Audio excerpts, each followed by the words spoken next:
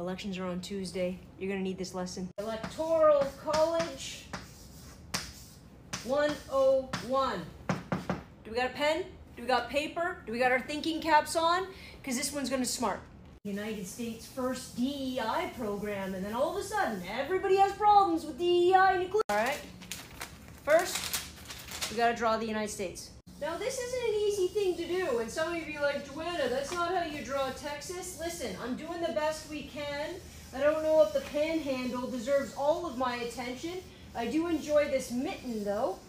Just gonna do a little Wisconsin, a little Minnesota, little jaggedy thing all the way back over. Not so bad. Remember that I am Canadian. Let's throw in a couple states for fun, right? We got Washington over here. I'm gonna put a number there. Don't worry about the number, I'll explain it in a little minute. We have a California here. Don't complain about how small my California is. We got 54. You got a little Texas, 40. Whew, Texas is big. Texas is big. You got Wisconsin, you got Minnesota. Wisconsin, 10, Minnesota, 10. I really do like the twins. Can't forget Michigan. Why? Because it's really, really cute and it's a mitten. You got New York over here somewhere at 28. You got Florida with Mickey Mouse down here at 30. I think we have a little bit of a representation. Now let's jump right into the mess, shall we? All right, here we go. In 1787, the United States writes its Constitution. Some of you are going to say 1776. That's not the Constitution. That's the Declaration of Independence. We're not just talking about Jefferson here. Now, the first family fight you all had as a country was how are you going to choose your president? Now, here's the biggest problem. The North and the South were equal populations. However, the South had a boatload of slaves that elevated their population, but they wouldn't let them vote. So the problem was, when they were going to do by popular vote, the North was going to clean sweep the elections and always choose the president. You think if your roots were slavery, you'd want to change some things about your Constitution, but oh no, you want to hold tight to everything. Here's an underpinning. Initially, they passed something called the 3/5 clause. What that meant was, for all the southern states that were utilizing human beings as slaves and property, they wanted at least 3/5 of them, which they got, to count as actual voting people.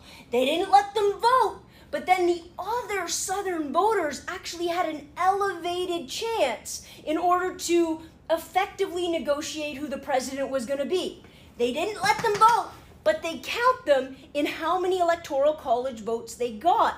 Let me explain the Electoral College.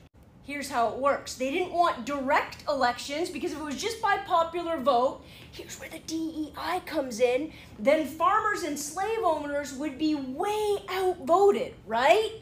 So what did they do? They created something called the Electoral College, and they had 538 electoral votes sitting there. So in order to win the presidency, you need a majority. So you need 270 electoral college votes. But how does each state get a vote? Every other country has actually changed this to a direct democracy, but hey, all right, now each state gets at least 2 based on the fact that they all have 2 senators per state. So no matter how itty-bitty Maine is, no harm, no foul Maine, you get at least those 2 votes in the Electoral College plus whatever your population and vote is in the House of Representatives. You add those 2 together and you get a certain number of electoral college votes. He ever talks about how the electoral college was created when there was absolutely no political parties and George Washington jumped ship as soon as it got insane.